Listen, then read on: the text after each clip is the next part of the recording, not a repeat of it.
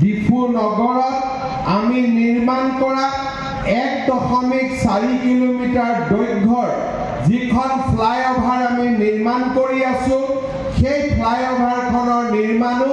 আমি ডিসেম্বৰৰ ভিতৰত যাতে শেষ কৰিব পাৰো তাৰ বাবে আমি প্ৰচেষ্টা চলাইছো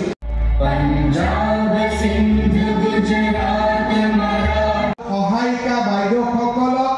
লৰা ছোৱালীৰ পুষ্টি সাধন যাতে ওয়েট মেজাৰমেন্টৰ পৰা গোটেই কামবোৰ আমি কৰিব পাৰো চৰকাৰৰ